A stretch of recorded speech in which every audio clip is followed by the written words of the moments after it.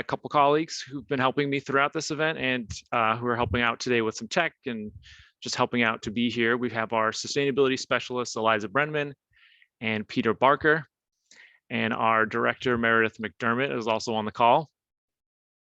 And want to be sure to give a giant thank you and a shout out to our Youth Leadership Council who helped plan this event. You're going to hear from a couple of them today and throughout the rest of the event. And I'll be turning things over to them just after this quick logistics slide. I just want to go through some Zoom stuff before we get too far into things. So first off, captions are available. You can access them. You should see something on the bottom of your screen that says live transcript, CC. There's a little arrow there. Click that and then show subtitles if you want to see the subtitles. If you could leave your cameras on, we really appreciate that. It helps us build more of a connection in the virtual world. But if you're not able to, we understand that as well. This session is being recorded and will be uploaded to YouTube, and we'll be sending you a recording probably by tomorrow or Monday. If you could take a second too to adjust your Zoom name. So in addition to your name, if you can add the school or organization that you're here with.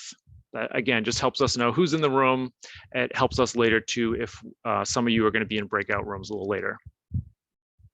And the way you change your name, if you're not sure, you hover your mouse over your name in the participant list on the right side of the Zoom window, and then you click on More and then Rename. If you have any comments or questions, we encourage you to use the chat throughout the event. And if you want to unmute at some point to speak during the Q&A sessions, just raise your hand and we'll go ahead and unmute you. And we definitely encourage you, if you're on any social media platforms, please use the hashtag NYCYCS22, Instagram, Twitter, TikTok, whatever you're using, please use the hashtag. So with that, I'm going to go ahead and turn things over to a couple members of our Youth Leadership Council. We have Zoe Zhang here, and a little later we'll hear from Laura Albani-Peronet. Zoe is a junior at Townsend Harris High School, and Laura is a sophomore at Bard High School Early College. So Zoe, thanks for being here. I'm going to go ahead and turn things over to you. Thank you. Hi, everyone. My name is Zoe, and I'm a junior at Townsend Harris High School. During quarantine, I became interested in sustainability in a home environment, and I wanted to apply the same passion and innovation that I had on a school or school-wide or even citywide level. So here I am today at the Climate Summit as a member of the Youth Leadership Council. And with that, thank you everyone to being here this afternoon. We know you've been all very busy this month, and we wanted to share some Queen's trivia today with you as an icebreaker. You will have about 15 seconds to answer each of these polls, so please get ready. The first question is, what is the oldest tree in New York City called? And the correct answer is the Queen's Giant. It's more than 130 feet tall and 18 feet in circumference. The Queen's Giant is actually a tulip tree in Flushing that's believed to be New York City's oldest and tallest tree in the 5 boroughs. It's estimated to be about 355 years old, actually. You can actually find it by hiking through the woods in Alley Pond Park. And on to the next question. Next question is, how many new city bike stations are coming to Queens this May? The correct answer is 71 stations will be installed in Sunnyside and Woodside this May. This is part of City Bike's Phase 3 expansion, which will also install stations in Ridgewood, Elmhurst, and Corona by 2023. And to the next question. What is Arvern East? Okay, so everyone's answered, and the correct answer is that Arvern East is a resiliency project in Far Rockaway that will be New York City's first net zero community, meaning it won't use any fossil fuels for energy. This community, which is also vulnerable to hurricanes and flooding, will elevate the land, use solar and geothermal energy, and will include a 35-acre nature preserve and an urban farm. Which is that's really cool, actually. Okay, so today's schedule will start with some opening statements, followed by speakers from the Queen's School of Inquiry, And then afterwards, member of the Tube NYC will be speaking, and then we'll go through some climate action planning with Laura. Please stick around for the closing, guys. Okay, and this year's summit is completely virtual, and it's going from 3:30 to 5 p.m. each day. And if you missed the previous day, you can view the recordings on our YouTube page. And I don't know if the link will be in the chat, but I'm sure it will be. And you're highly encouraged to come to other borough days. And every day will include some time for our climate action planning, as I mentioned in the schedule. Our closing day is March 31st, which is a Thursday. It'll also be Career Day, which features 6 professionals that work in sustainability in New York City. We'll also be finishing our climate action plans that day, so please don't miss the 31st. You can also find the full detailed summit schedule in the chat right now. Okay, with all that out of the way, I'd like to introduce the Queen's School of Inquiry Green Team. Thank you guys for being here. Hi everyone, we're the Green Team from the Queen's School of Inquiry. Every third Friday of the month, our school dedicates a day to a department to plan activities. So we decided to organize a teach-in about several climate-related topics. We had a teach-in in January in collaboration with the Spanish department of our school. I'll pass the mic on to Sophia.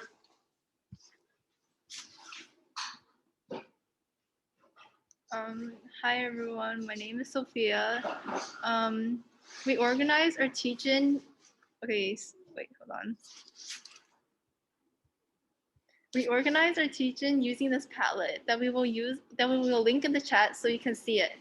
The Padlet shows the flow of the day. We had 7 different workshops and each one was about 20 minutes.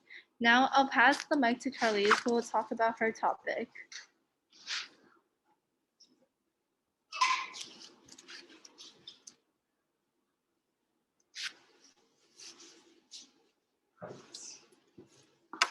Hi, my name is Charlize, and first I would like to say thank you to the DOE Youth Climate Summit because they gave us the space to brainstorm ideas, and because of them we were able to do the teach-in. We chose topics that we were passionate about, and we were able to educate the people here at QSI. So I chose microplastics, and what they are, they're little plastic pieces that can be found in almost anything. They're usually 5 millimeters or less in size, and too much exposure can lead to heart, brain, lung problems, cancer, infertility, and developmental delays in children. I was really interested in this topic because it was just I was very curious to know how they could just like hide in places such as shampoo, electronics, and toys. I'll pass on the mic to Peggy.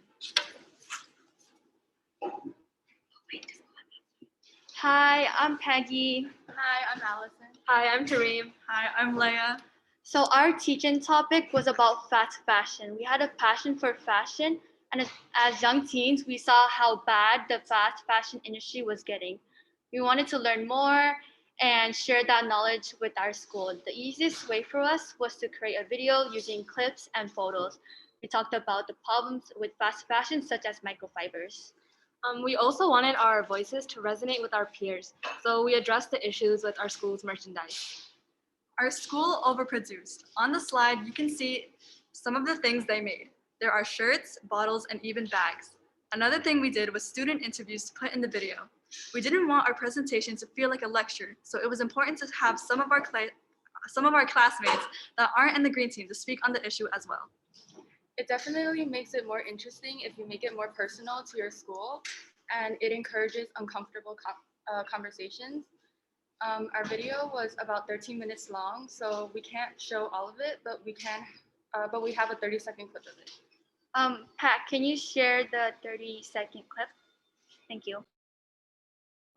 From what we have seen around the school, QSI makes a lot of merch. The merch is fun to design, and it definitely makes us feel more involved with the school community. But at what cost? Fast fashion creates large amounts of waste, which eventually ends up in landfills and polluting the oceans. As a result, the biodiversity is disrupted. How can we be satisfied, proud even, wearing these pieces of clothing knowing the conditions they were made in?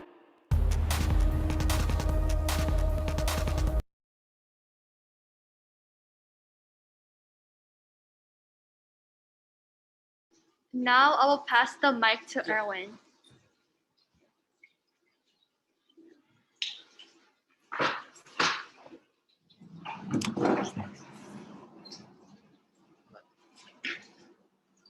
Anyway, hello, I'm Erwin. I did it. I provided the presentation on I did the presentation on the benefits of going solar on the personal and local level. You know, solar panels on your house, solar panels on your roof of your home. I was one that made the presentation specifically, and Esther, my partner, did most of the touch-ups and editing and made it everything fit the aesthetic for all the other presentations we were doing there. I wanted my presentation to have a more economic incentive on this because it's a tangible benefit. You know, many people can't really see directly how, at least on the short term, how helping with climate change will happen when a lot of people get solar panels. But you will be able to see a higher amount of money going to your wallet, and that carrot, proverbial carrot on a stick, just gets to a lot of people, you know? In my opinion, I could have done a little bit of a better job on some of the things. And I mostly source like Paradise Energy solutions for specifics on the solar panels and some of the legal stuff that comes with taxes and all that. I will now be passing the mic on to Tinsley.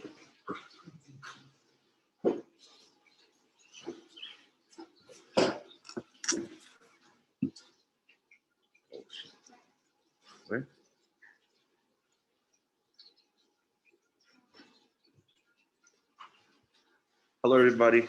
I'm Kinsley Whitney, and my project was on Arctic Sea. I originally had background knowledge on this topic from various projects that I did in my science classes, and I always had an interest for environmental studies and researching environmental. Oh.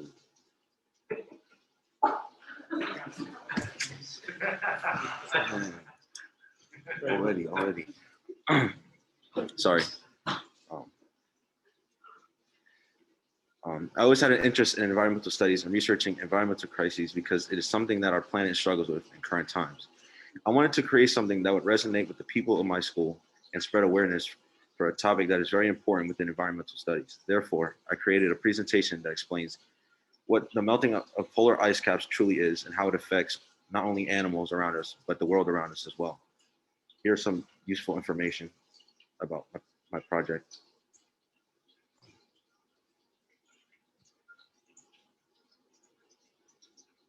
Thank you, DOE Office of Sustainability, for having us today.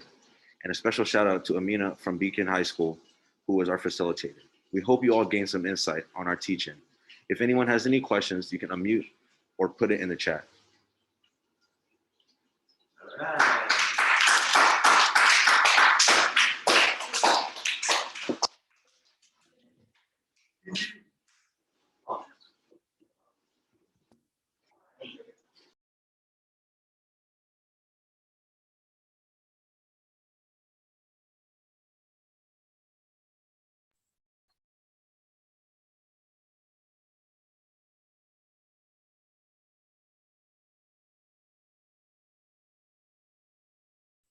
Okay, I'm going to go ahead. Thank you, Queen School Inquiry, for sharing. That was very insightful. I learned a lot from you guys. Even though it was only an introduction to your project, I can see you guys put a lot of work into it. And with that, can we give them all a virtual round of applause and show some more love in the chat? Thank you. Again, I'd like to reiterate, we'd like to open it now for like any questions you guys might have, or raise your hand if you'd like to speak.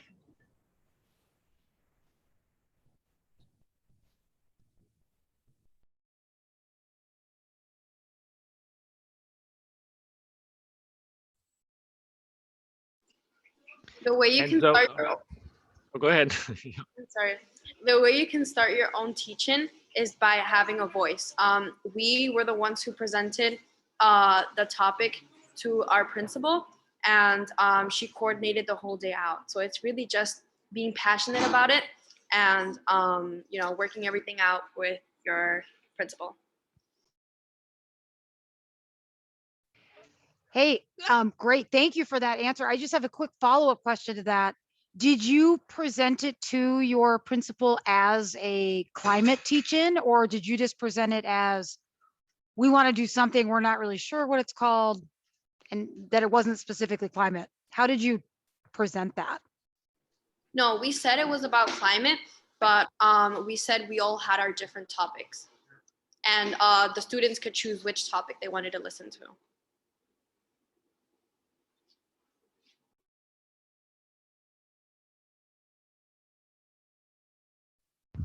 I would love to hear more about the video process. How did you all come about making that? A question for my friend Peggy here. I will pass on the mic to her.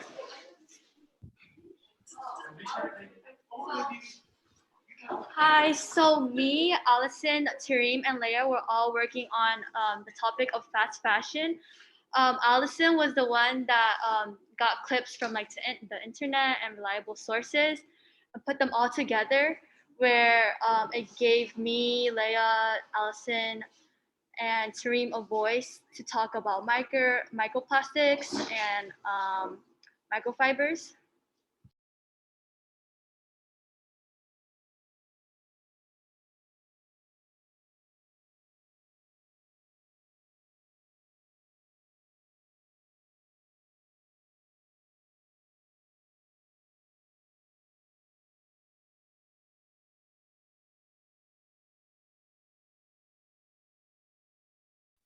I have another question. So a lot of our youth leadership council members and you all just presented, I think some students get nervous about presenting. What tips would you have for students if they were going to lead presentations like this at their school, how they could kind of like calm their nerves? What did you all do to get ready?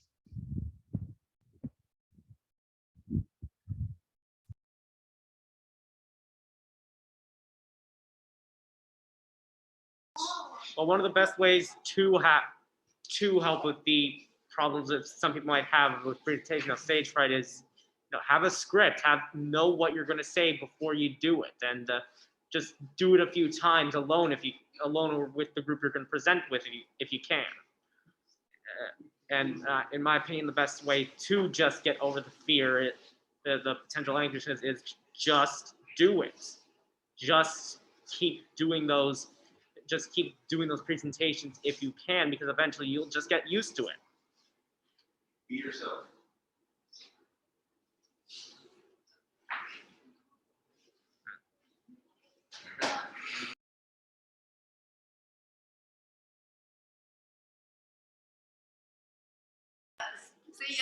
I'm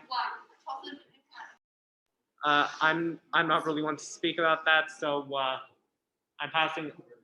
I'm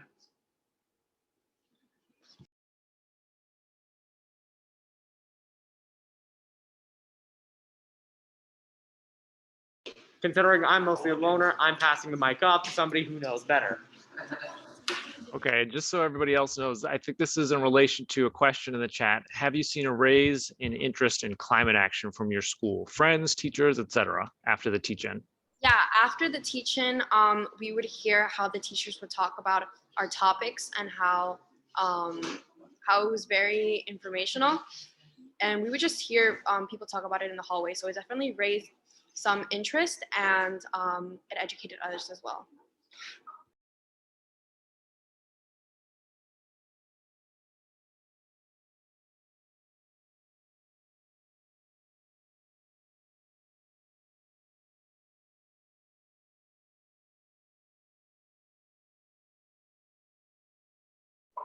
And also, since our high school is also middle school as well, the middle school actually made their own green team because of our green team teach-in.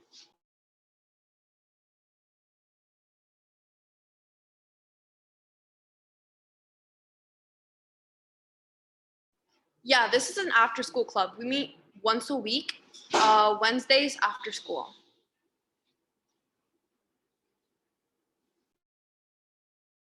Any next steps planned? Fundraising, maybe? Yeah, our next plans are fundraising, and we also want to, we're brainstorming an activity which involves buying tote bags and like painting and painting them, like buying sustainable tote bags and adding our own touch to it with paint. Is that what you're fundraising for, is for the tote bags, or is that another project? No, that's a separate activity. Okay, so what are you fundraising for? Those are topics that we have to look into, but as of now, we're still brainstorming.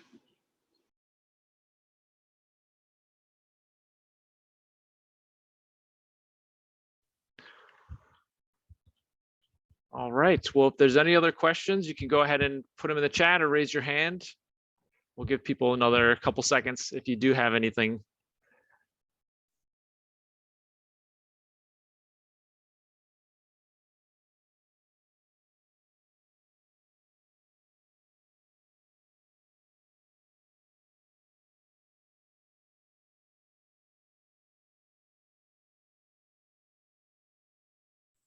Okay, thank you again to the Queen's School of Inquiry. You guys are so creative. I really learned so much from all of you guys. Having us. Thank you. Okay, moving along, we're very excited to have here with us the Tube NYC, who are a group of high schoolers passionate about making biking safe and creating a more sustainable planet for our generation. I'd like to turn it over to Adam, Oscar, and Shah from the Tube. Sorry, I'm so sorry if I pronounced your name wrong. Thank you. Hi, I'm Adam. I'm from the Tube. We have a presentation that I believe Patrick is loading up. Yeah? Cool. Yeah, so I'll just, go ahead, kick it right off. I'm Adam from the Tube, New York City. And you might be wondering, what exactly is the Tube and what do we do? So the Tube originally started as a summer project between 3 friends and lifelong bikers. Me and my friends last spring learned about a revolutionary bicycle highway proposal by the Pulitzer Prize winning journalist and our friend Lori Garrett. She had a really interesting vision for a 5-borough bicycle highway that would be sectioned off from all sorts of other traffic. And we decided we weren't doing anything that summer, so we wanted to spend our time creating an advocacy campaign to make the Tube a reality. So since we started the Tube, we've grown a lot and we've expanded. And now we're one of the most prominent youth activism groups in New York City. We have more than 10 interns from some of New York City's top high schools, and we host and attend bike events centered around making cycling safer and more sustainable. We're here today because we want to share our story with you guys. We're going to hear from Shah, who's from Queens. I know it's Queens Day, and he's going to tell you about how he got started with the Tube as a Queens kid. And then after that, Oscar, one of our co-founders, is going to detail how we went from the idea for this bike highway to holding a successful rally with around 100 people in attendance and speakers from the New York City Council and the mayor's chief of staff. So right now, I'm going to take it away, or sorry, I'm going to give it to Shah. Take it away. Oh, thank you, Adam. So as you all know, it's Queens Day. So I like to talk about my experiences growing up here. So my name is Shah, and I'm a student at Brooklyn Tech, and I live in Queens. So growing up, I lived in Jackson Heights, and my family didn't really have a car. So I took a subway and biked everywhere. And after moving to Jamaica in 2019, I realized how difficult it was to move around the city, and especially in Queens, without using a 4,000 pollution machine called a car. So there are no bike lanes where I live, and I saw that as a huge issue. I had friends that got hit by cars while trying to get to the train station to get to school and get their education. So many people don't want to use a car in Queens because they want to save our planet. However, they have to because Queens spaced out highways, especially if you live outside the main city. It takes me around 17 minutes to go to my nearest park and play football, and it takes me around 10 minutes to get to my nearest deli. So overall, I grew pretty frustrated with the way we were relying on cars. If I wanted to get somewhere fast in Queens, I had to, quote unquote, pollute the earth. So like, how did my journey start? So I was taking a train home to Queens with my friend Mustafa, and we were talking about how frustrated we both were with these issues. And he told me about the NYC Tube, a group that he was in that advocated for bike safety and bike infrastructure. And I thought this was a way for me to get involved and make a change in my community. And since then, we've done many things, and I'm really proud of what we've accomplished in that little time we had. Now, here's Oscar. Hello. Yeah, this is another one of Shaw's slide. Could we skip to the next slide, please? I'm Oscar. I go to Stuyvesant. I am a senior. Thank you guys for having us here. So I'm just going to walk you guys through a little bit more of how we turn this from just an idea into a fully fledged initiative, that a youth initiative where we had real people showing up to give support at a rally. So these are some photos from a rally in our flyer. If you could hit the next slide, please. So of course, when you start something like this, the very first step is to get yourself acquainted with, first of all, the problems and your plan to fix those problems. So our plan, the Tube NYC, was to convert these currently underused and dilapidated transit structures into a beneficial bicycle highway throughout the entire city that could really give back to the communities in which the transit structures currently rot. So we went out to a bunch of transit structures across the entire city, and we just scouted them because there's no real way to understand how they could work unless you go out there and see it for yourself. So then we dug into what our plan really was and what were the problems that would be solved by our plan. And once we were fully knowledgeable enough and we knew our stuff, we were able to go out and start talking to people. If you could hit the next slide, please. So we were able to we started to get more attention towards our topics. So the two main ways we did that is through our online presence and through in-person events. We started our online presence through, first of all, we made a website, we made social medias, we wrote an op-ed and got it published in Streets blog. We started a petition, and a very important thing for us and very useful if you guys are thinking of starting something similar was our link tree, which allowed people to access all of our online platforms in one convenient place. And so when they scanned a QR code, they got our website, they got our op-ed, they got all our social medias. So it's just really making it easier for the people who want to support you. And we also started going to in-person events. So we would go to in-person events around the city and connect with bikers and talk to bikers. And that's how we build up a lot of our support. It's just through networking. And a lot of the stuff that allowed us to do this rally was made through connections with real people. We were able to talk to people about about who they know, and they were able to give us suggestions because these were lifelong bikers and bike advocates, and we were kind of new to the scene. So they were able to help us out, give us advice, and connect us with people who could be really helpful for us. So that was a big part of it. A big thing that you'll see repeated here is persistence.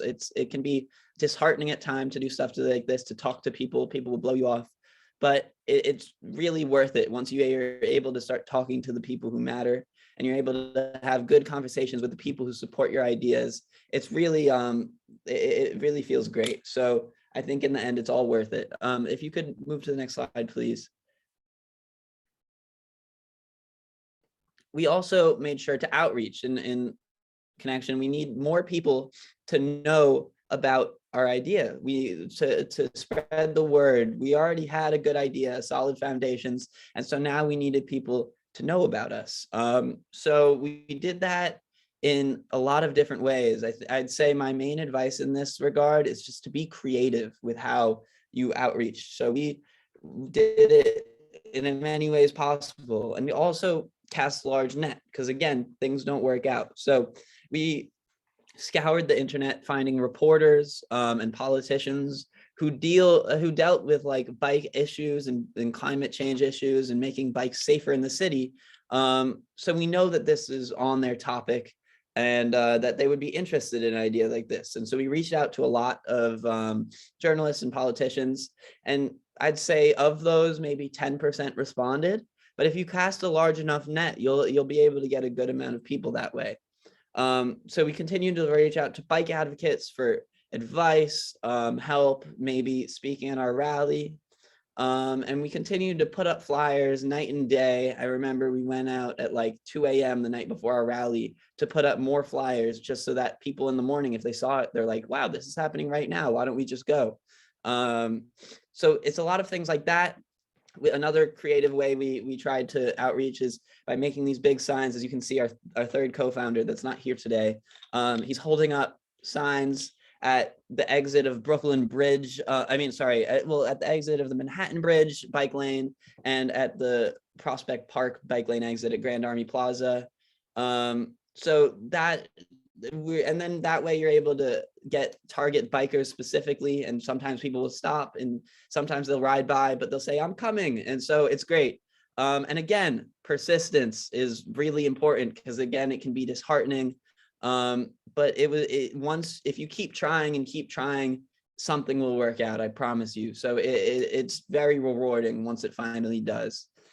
If you could skip to the next slide, please. And after all that outreach, we were had the mayor's chief of staff reach out to us, because he was able to see what we had been doing and saw that we were passionate, and he saw that we were holding a rally, which was actually had stuff to do with the Adams campaign. We were supporting Mayor Adams. We had planned to reach out to him, but we weren't quite ready yet.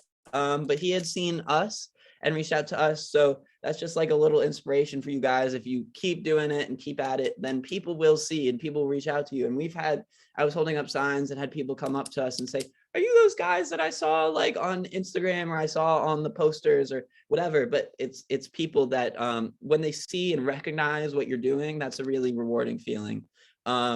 So if you could skip to the next slide, please. And then, of course, a big resource that everyone has is your school community, or all high schoolers have, is your school community, which is for most part big, large communities of kids who want stuff to do. So we were able to make use of our schools. The three co-founders all go to different schools, and then Shaw goes to Brooklyn Tech with Adam. I go to Stuyvesant, and then Oliver, who you saw in those photos, goes to Murrow. So we were able to make use of our large there's over 10,000 kids between the three schools. And we were able to make use of those communities, putting up posters in the school. Adam would take he would take bathroom breaks from class and then run around the school with tape, putting up his posters. And we printed out like 1,000 basically business cards that said about the rally, and we're just handing them out, taping them on city bikes. Again, creativity is key with this. Find your target audience and kind of stick with it. So we were able to also, we got in the daily announcements at my school. They give an announcements over the loudspeaker, and we also had opportunity bulletins that we were able to put our stuff in. So just creativity. And also, one of our biggest accomplishments or successes with this was standing outside of schools as they let out and talking to every single person and giving out those business cards and saying, come to our rally tomorrow. Like we really would appreciate it. We offered volunteer hours to students who would come because, it was a volunteer effort. And so again, persistence, be persistently persistent. I can't emphasize it enough. So yeah, that is how we did it. And eventually we got the permit like 2 weeks before the rally, and we were able to get everything moving. And so this is just some of the press that we got from our rally. We got a Streets blog article written about us, a couple NYU publications, a League of American Bicyclists article written about us.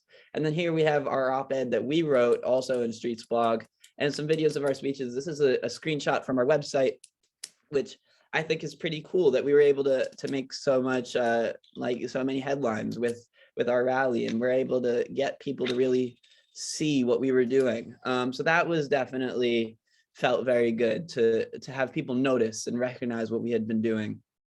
So I want to thank you guys. I think that's the end of our presentation there. We don't have any more slides, right? Oh, yes, we have our final slide, which is some of our friends at the rally holding up our signs. But yeah, so that, if you guys have any questions, feel free to ask them in chat, or just unmute yourself.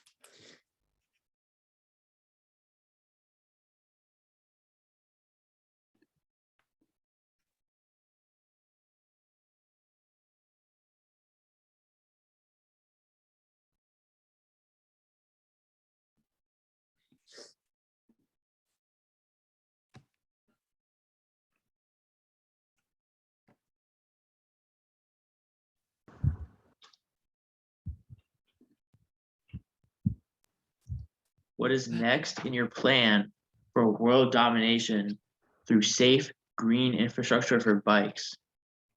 Wow, that's a very good question.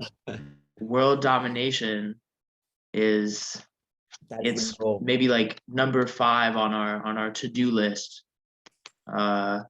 Yeah, so next steps, what we have been focusing on recently is well, it's kind of 2 things.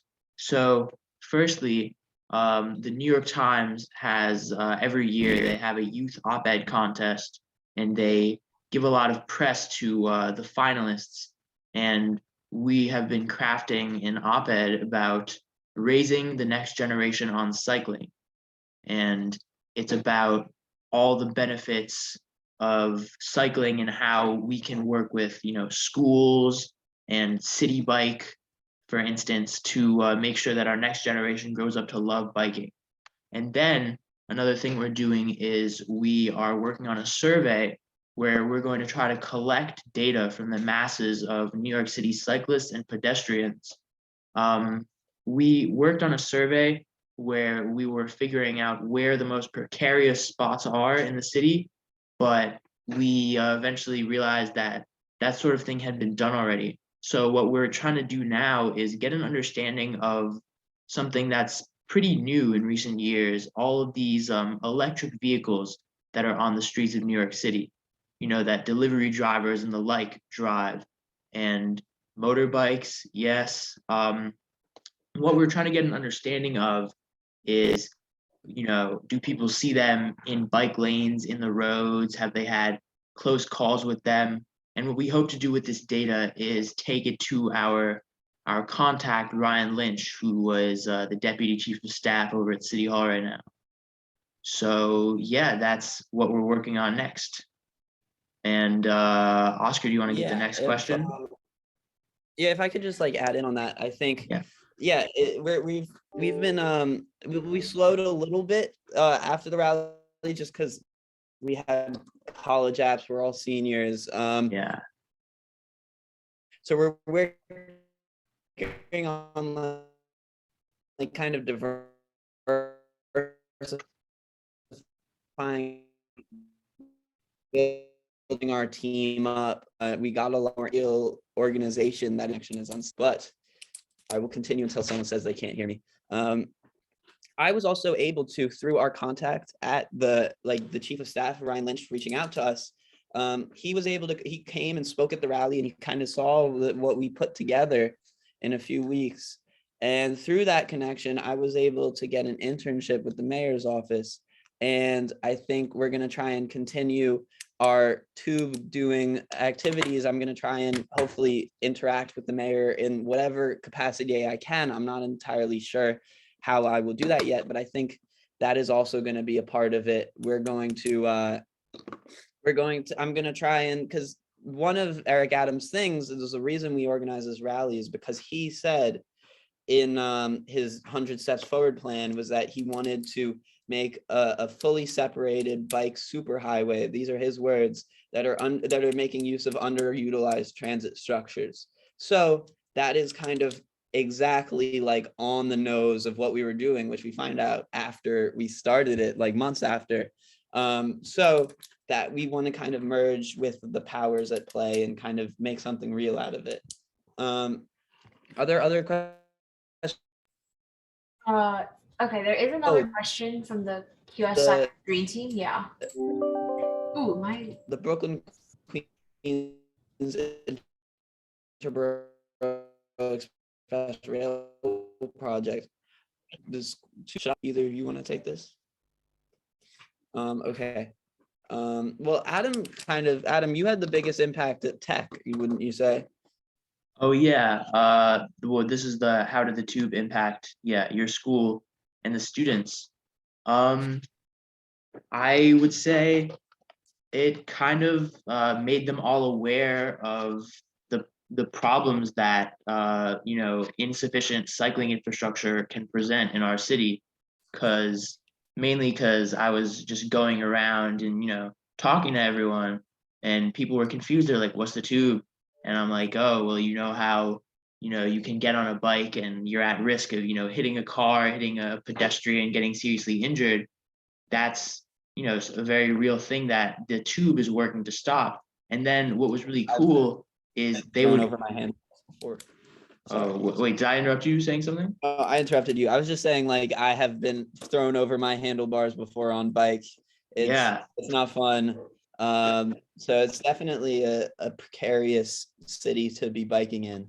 Yeah, that's what I was exactly going to say, is that I would tell these people this and they were like, oh yeah, this happened to me, or, I know, my mom, got hit, or, all these, terrible, it's terrible that these things happen, but it was cool to have everybody unify over like these shared experiences. And from there, a lot of people were like, yeah, like I'll come and, support this cause.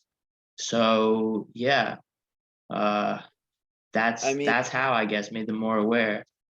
We have the Brooklyn Queens Rail Express project is another question, and then we have one from Meredith. Do either of you guys want to take that one? I could take the Brooklyn Queens Express Rail project. Yeah, go ahead. You could mention the Queens link as well. Yeah. We've been trying to work with a couple organizations, the Queens Link being one of them. A lot of the problems that we've faced when it comes to this is that a lot of the underutilized places that we're going to currently have other people want to do stuff with them as well, because they see them as an opportunity to make something new, just as we do. So some of them are trying to be turned into other places, and that's a problem we've been facing. But I think this is a great idea. I think the more we can work with and make multi-usable spaces that are part of, like a railway and a bike lane, I think would be fantastic. I mean, one of the first places we went to was the Bay Ridge line, a train line, which is technically active, but it has one freight train that goes through every day, a singular train. And it's like, I'd say it's a 40-foot wide, just of empty space. That was the first photo we showed in the research slide was of that. And so we were saying that you could have the train here, but you could put the bike lane right next to it. So we want to think about how spaces can be used better, not just how abandoned spaces can be repurposed, but how they can be used better to serve the communities in many ways. So I think that is actually a really great idea, and we should really look into that. Yeah. Then we have another question from Meredith. Do you all have any resistance or gaps in support from any stakeholder groups? That is, do you need to build up support from any key groups? Well, as far as resistance, you want to talk about Juan? Sure. I mean, that kind of fits. Yeah. So at the beginning of our attempts to promote our rally and get support around that, we wanted to secure an endorsement from Transportation Alternatives, which some of you might have heard of, some of you might not have heard of it. But if you're in at all the space of keeping roads safe in New York City, you must have heard of them. They're a very prominent organization, and they do a lot of work that we really look up to and take notes from at the Tube. And at first, we approached Juan Restrepo, who is an executive, I believe. I'm not sure his exact position, but we went up to him. Basically, we introduced ourselves at a parade. It was the walk across the newly opened Brooklyn Bridge bike lane. And we gave him our spiel, and we were like, support us. And he gave us kind of a, cool, but I don't know, it was very non-committal. And what we did in response to that was we took it and we just kept showing up to events that he was at. We showed up to the bike jumble at the old Stone House that associates of his were at. They told him about it, and then he saw us at the Tour to Staten Island, which is a event that his organization runs. And he told us personally, he went up to us and he told us, you guys really impressed me with your persistence. So I guess at first, in terms of resistance, I guess we would say people who are older may have doubted us. because, we're young and relatively inexperienced. Also, in general, I would say we have a lot of people who are enthusiastic. There's this one lady on Twitter who accused us of like handing out pizza to like get people to come to our rally. It was pretty funny. Just, a troll, but Moments too. Yeah. Like we have the money to do that, but definitely not. We bribe them with volunteer hours, I guess. I don't know. But the last part of your question, do you need to build up support from any key groups? I think what we need to focus on is kids who are our age. Because one thing that we noticed at all of these bike events, all these places we tried to network at, are that we were the only kids. And people thought we were special because, we're so young. So I think the next step to make this a bigger movement is to get the youth. Is that our time, Patrick? That is, yes. Yes. Thank you all so much. So much good information there. Amazing. Great to be on here. Thank you. Yeah, for real. Thank you for having us. Yeah.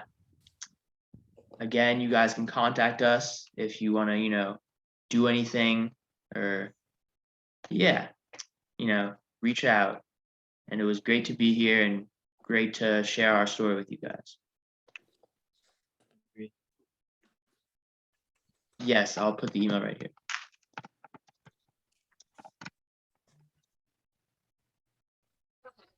Again, I'd like to reiterate, thank you to all of our speakers. Thank you to the Tube. You guys were amazing. I learned so much from what you guys do. And again, if you guys would like, put a nice comment in the chat or an emoji if you'd like. And I will now turn things over to my fellow Youth Leadership Council member, Laura. Hi, thank you, Zoe, and thank you to all the amazing presenters today. So my name is Laura. I'm a 10th grader at Bard High School Early College in Manhattan. I got involved in the Youth Climate Summit as I developed an interest in ecology and a passion for bird watching during the pandemic lockdowns and wanted to learn how I can make a difference in regards to sustainability, action, and tackling climate change and its effects in my school community. All right, so I'm going to tell you about our climate action plans, or CAP. Just as a reminder, the Climate Action Planning, or CAP, is an important part of the summit each year. It's your chance to identify areas of climate action at your school and take initiative. So for example, schools in the past have decided to complete energy audits to reduce energy usage in their school, contact their local elected officials to resume organics collection in New York City, or partner with nearby sustainability organizations on environmental justice campaigns. Last week, we took photos from around our school and completed the photo survey. This week, we'll be uploading photos if it hasn't been done already, and look at the survey results to identify one climate issue at our schools that we can tackle and one overall goal to address that issue. The final week on March 31st, we'll build out steps for the remainder of the school year to address that goal. All right, so now some of us are at different points in our climate action plan, and that's okay. For those of you who haven't completed the photo survey, which is step 1 of the CAP, listen carefully. For those of you who already completed the photo survey, hang tight for a minute. So step 1 is to please take a walk around your school building, in or outside. Take photos of sustainability and climate action items on your phone or tablet. You'll then upload them to the survey, which will be put in the chat, and check off which categories they cover and write a very short summary of each photo. So you should try to take photos of both things that your school's doing well and things that could use improvement. So you'll submit the survey for each photo you take. And then for those of you who aren't together in school right now, you can take photos in or around your home.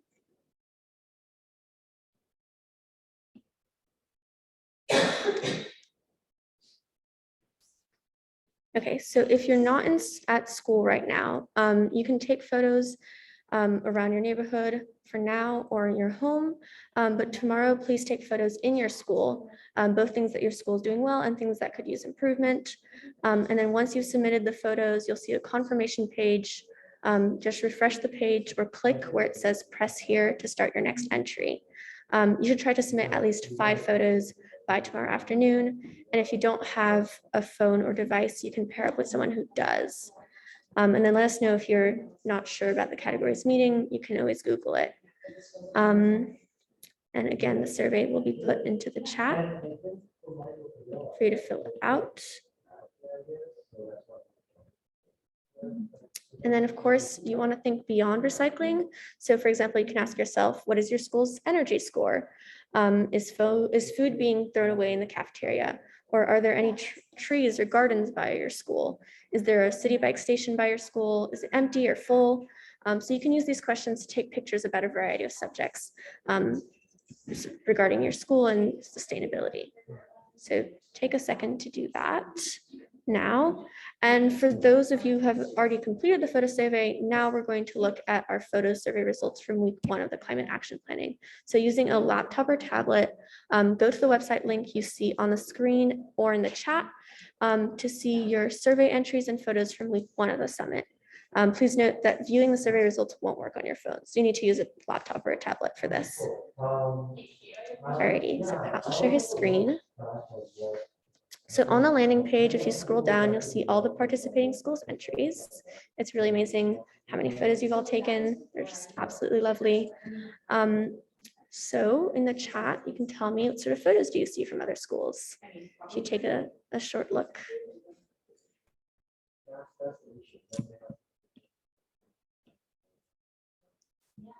I'll let people have time to access the survey.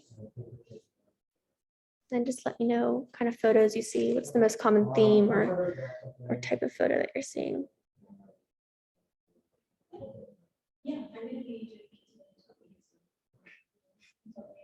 All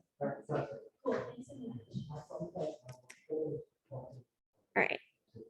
Well, it seems that there's a lot of photos about recycling and also about with plants and yeah, recycling. Plants, the street, and also recycling bins. So it seems that there's a lot of those, which is really cool. All right, so now we're going to hone in on just the results from the Queen schools. So click on the filter tab at the top of the page. Oh, Meredith said that they love the poster of the book swap because it's a great way to reuse, and I agree, it's amazing. Alrighty, so now we're going to just look at the results from the Queen schools. If you click on the filter tab at the top of the page, as Pat's showing, you can click on where it says your name, your first name, sorry, and adjust the drop-down option to select the borough of your school, which should be the second option. And then in the box next to the value box, you can select your borough, which for us is Queens, and then you can click apply at the bottom of the page. All right, so now you're seeing all the photos and data from other schools in your borough, which is Queens. You can feel free to check them out now. And then if your school's in another borough, Brooklyn, Manhattan, et cetera, you can just select that borough too. The same spot, yeah. All righty. Okay, so a lot of amazing pictures there. So if you want now, you can delete that filter by using the trash icon at the bottom left of your screen. And now we're just going to look at your school's results. So where it says your first name, you can adjust the drop-down option to Queens, select your school, which should be a little bit further down. In the box next to the value box, you can select your school. And then you can click apply at the bottom of the page once you found your school. This may take a few seconds to refresh. There you go. Alrighty, and again, if your school is another school borough, you can just select that borough, so Brooklyn, Manhattan, or whatever it is in the value box. Alrighty, so that's amazing. You can go ahead and look through the survey. And if anybody's having any trouble doing that, can let us know.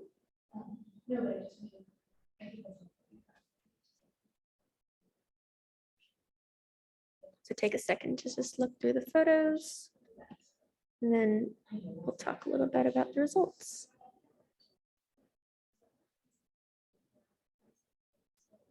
And you can look at the categories or the images.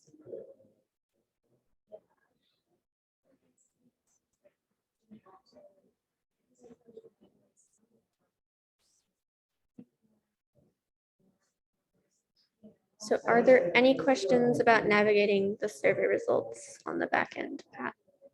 Any technical questions? Otherwise in the chat, I'll check.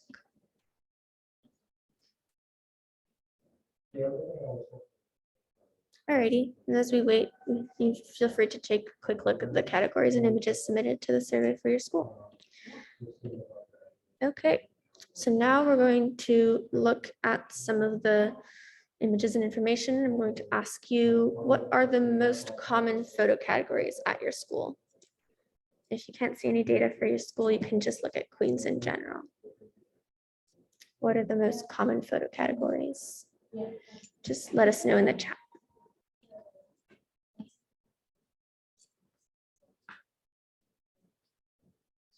And these questions will help us narrow down our climate action plan. So it's helpful to answer in the chat and just try our best to engage with the images and all that.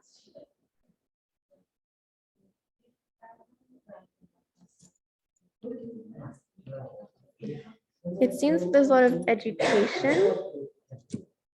Yeah, Liza's saying there's a lot of education and recycling. See that too. A lot of gardening too. That's interesting.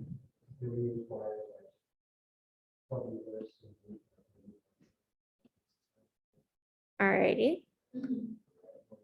So now in the chat, which are the least common categories? Oh, there's also a lot of water and gardening. Guardian says, yes, agreed. All right. Now, what are the least common categories? If you guys can access the results.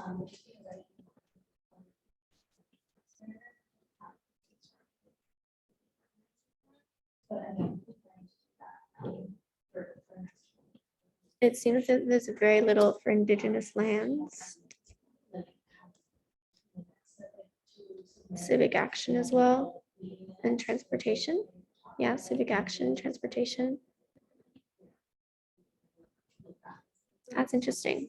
And just keep in mind that just because a category isn't common doesn't mean that it's not important. So that may mean that your school could do a better job addressing that category. There's only a few for school foods. Yeah, Angela. Alrighty, so those are good to keep in mind as we keep working forwards. And thank you all for sharing in the chat. So the next step is for everyone to navigate to this climate action planning document. The link is on the screen and in the chat.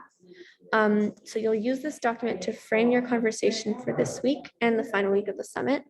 So everybody, please take a minute to save it as a Google Doc or download it. And please note that this document is meant to guide your conversation. So if you can capture your ideas in any other way that makes sense for your group, that's great. Drawings, shared Google Slides, an Excel list of steps are all fine. So before we move on, are there any questions about this document or any technical questions or issues? Is everybody having an okay time accessing it and saving it?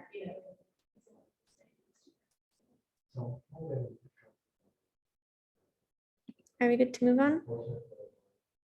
Awesome. Okay, and so something to keep in mind as you work on your climate action plans is if you learned anything from one of the speakers that you can incorporate into your goal. So remember on the opening day of the summit, we heard about climate education, eco art, and climate activism during our plenary. We also heard from students from New York City Votes about youth voting. Today, we heard from Queens School of Inquiry about student-led workshops on various sustainability topics, and we also heard from the Tube NYC about bike advocacy. So keep all those discussions in mind as you find your issues and goals based on the images that were submitted to the survey. Okay, so now we're going to spend about 15 minutes either taking photos or looking through our photo survey results and working through week 2 of the climate action plan document with our schools. So if you haven't submitted any photos yet, go ahead and get started on the photo survey. And for those of you who already took photos, if you're all together, go ahead and get started. We'll see you back here at 4:55 for a share out. If you're not together with everyone from your school, stay here and we'll launch Zoom breakout rooms so that you can join a room with your school. And if anybody has any questions, we'll be here in this main room. We'll see you at 4:55. So welcome back, everyone. I hope you enjoyed taking pictures around your school or neighborhood and also discussing your climate action plans.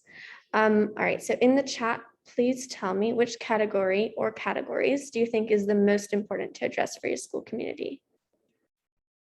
Take some time to think about what you just talked about in your groups. Just let me know, what do you think is the most important to address for your school community?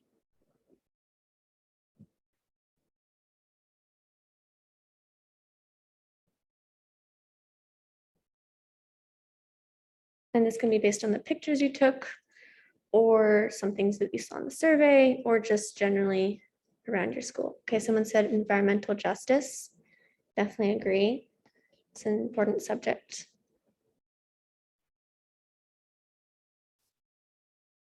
Anyone else want to share?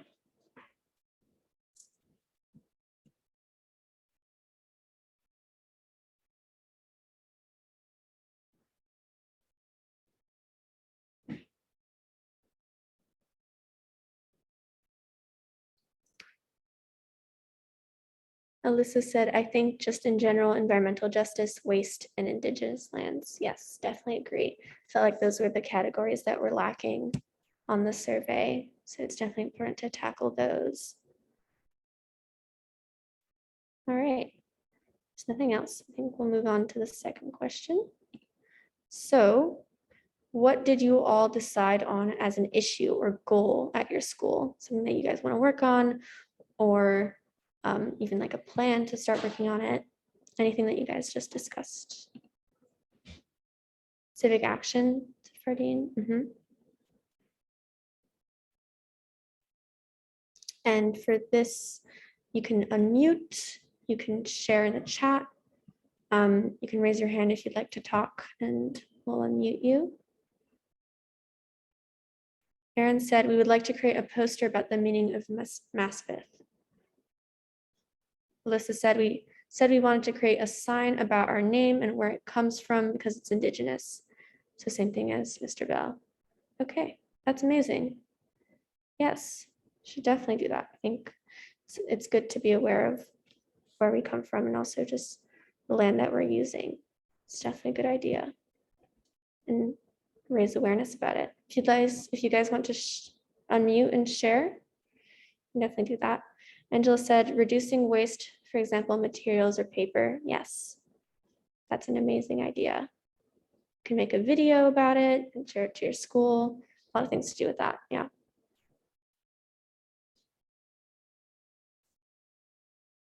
If anybody wants to mute and share out loud, you can definitely do that too. Otherwise, I think we'll move on. Yes. Alrighty. So you can definitely feel free to tweak your climate action plans over the next week.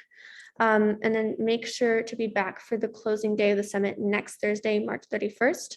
We're going to be hearing from 6 professionals working in sustainability in New York City, and we'll also be finishing our climate action plans that day. So definitely don't miss it. You can also check out our resource portal for the detailed schedule, climate action resources, and upcoming ways to get involved outside the summit. And that link will be put in the chat shortly. And then students, we want your emails. So please, so that we can stay in touch for steps after the summit. So please complete the form in the chat if you'd like to share your contact information. And that's only for students. So check out those 2 links that were just put in the chat. Amazing resources. And a big thank you to everyone who is here with us today. We'll see you at our next session on the 31st. Have a good night. Thank you and see you soon. Bye, everyone. Good night, everybody. Thanks, Bye, everybody. thank you.